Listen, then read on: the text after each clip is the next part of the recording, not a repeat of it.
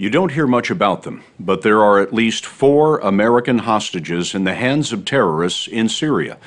They were captured in the Civil War, which has killed an estimated 120,000 people and left an estimated 4 million homeless. Few know the suffering of Syria and the suffering of the American captives better than a 35-year-old New Yorker named Matt Schreier. That's because until his escape this summer, Schreier was among the hostages. Tonight, he tells us about his time with the rebels fighting to take Syria and about his 210 days of captivity, torture, and eventual salvation. The story will continue in a moment.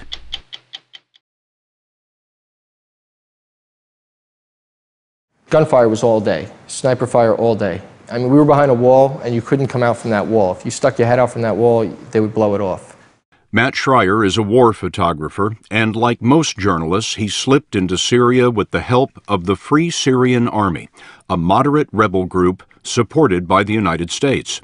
Schreier captured these images of FSA rebels fighting the forces of the Syrian dictator Bashar al-Assad. What were the rebels fighting for? Freedom. One of the guys, his name was Hamed Noor. After the first battle that night, he was walking back and he just looked and he held out his hand and the area was devastated and he just goes, "No freedom, no freedom." And he went through his phone and he just showed me all his friends, dead, dead, dead, Bashar, Bashar, like that over and over again. And that's what they were all calling for, freedom. But the men of the Free Syrian Army are not the only rebels. Many of the best trained and ruthless fighters belong to Islamic extremist groups, rebel militias that the U.S. considers terrorists. After 18 days with the moderate Free Syrian Army, Schreier was driving out of Syria. It was New Year's Eve, and as the calendar ran out, so did his luck. The Jeep Cherokee just cut across from the side of the road and 3 guys jumped out. One of them was cloaked completely in black, you know, like the guys in the movies, scarf around his face, AK-47 in his hand. And he took me out, put me in the backseat of the Cherokee. He put the barrel of the gun to the side of my head. And you thought what? I thought, you know, my life just changed. Changed by Jabhat al-Nusra, a rebel group in league with al-Qaeda bent on turning Syria into an extremist Islamic state. Its fighters are notorious for suicide attacks, kidnappings, and executions. What did it mean to you that you were with Jabhat al-Nusra? Anything could happen. Had you seen videos of them executing prisoners? Yeah. Did you think that was going to happen to you? I thought there was a good chance, yeah.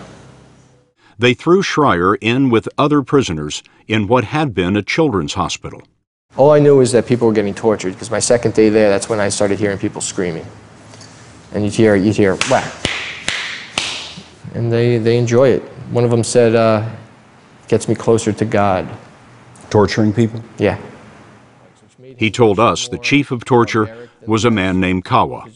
He had this voice, this high-pitched, squeaky voice, and you can hear him interrogating people, and zzz, zzz, zzz, like he used electricity, and you know, so in between whacks, he hung people from handcuffs on pipes, and they would just leave them hanging there, and you know, their wrists would be out to literally like out to there by the time they were done. They were torturing people with electricity? Yeah.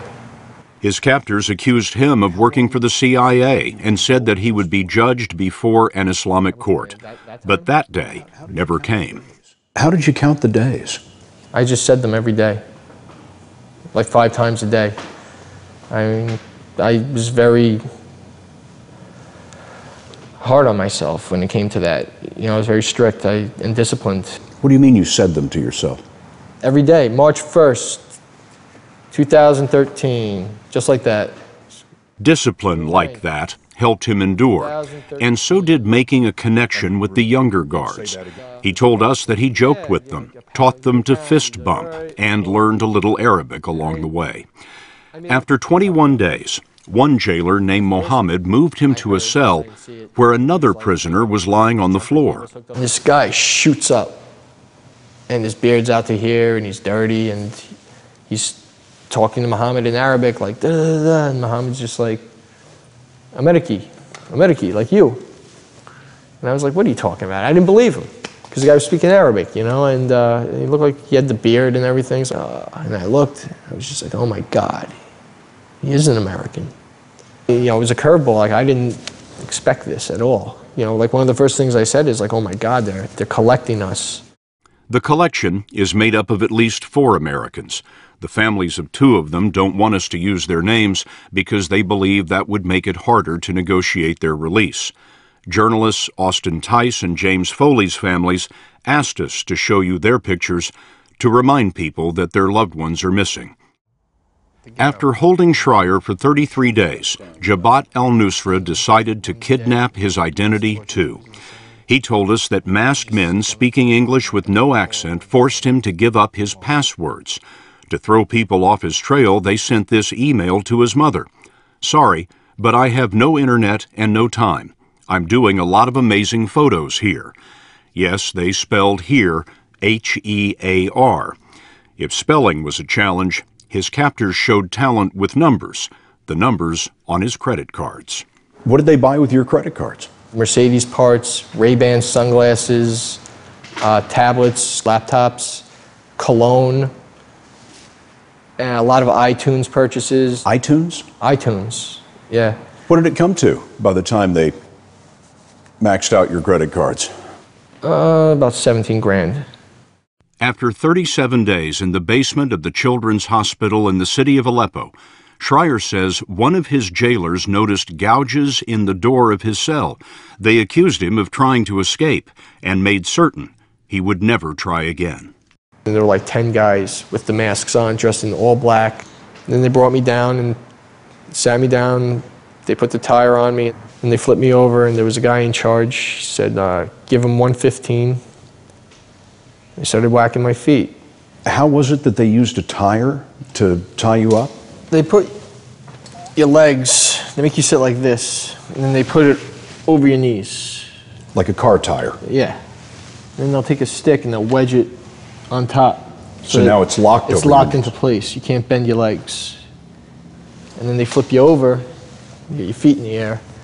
You can't move them, can't do anything. And they start beating your feet? Yeah. The bottoms of your feet? Yeah. With what? It's a cable. I thought it was a nightstick. That's about how thick it was. So they said, okay, give him 15? 115. 115. So what is that like? It hurts, obviously, but I mean, it sounds ridiculous, but one thing you just got to remember is you can't curse. Because of their religious fanaticism, Right. no cursing. Don't curse and just keep yelling out, you know, God help me, God this, God that, because, you know, they can relate to that. So they picked me up and they just, one on each side, dragged me back to the room, and then they opened the door and the guy put his face next to me and he said, in Arabic, he goes, have you heard of Guantanamo Bay? In his first 100 days, Schreier says he was moved to new prisons repeatedly and every move was dangerous. They wear suicide belts in case somebody tries to take their prisoners. When they move you, they bring all their muscle. Which the Jabhat al-Nusra rebels needed when they ran into a unit from the U.S.-supported Free Syrian Army. Schreier witnessed the anarchy that Syria has become. Rebel groups of different agendas fighting each other. Within a couple of minutes of us pulling up, we heard gunshots go off. And then they were going off constantly. And the drivers got out, ran, and the suicide bombers came out and they surrounded, you know, we saw, there were 2 that I know of. You know, Muhammad had one on. There was another guy about 30 feet away and he was just standing there like this, like, and With his fingers on the detonators? yeah, and just his body language, he was ready to go. These are the rebels fighting the rebels? Yeah. As soon as the gunshots stopped, they all start screaming Allah Akbar, which means somebody got killed. They're going nuts. Allah Akbar, all of them. With those Arabic shouts of God is great, Schreier told us he was delivered to an even worse prison, where he was shocked with a taser, beaten and starved.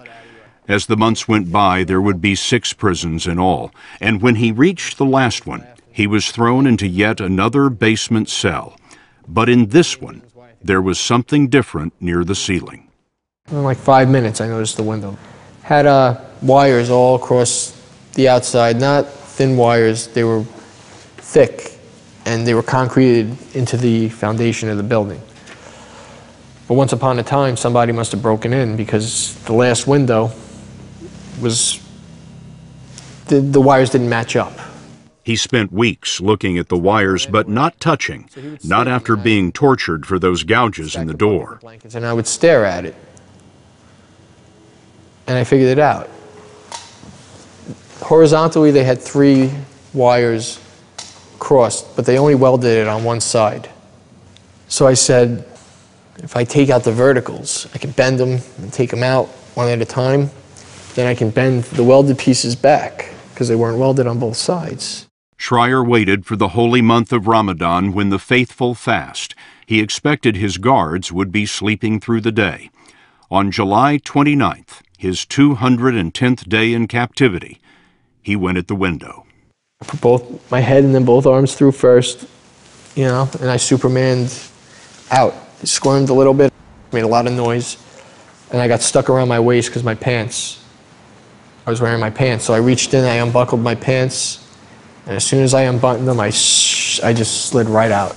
And within 5 minutes, I was walking through the streets of Aleppo, free. This is what Matt Schreier looked like after 7 months of captivity.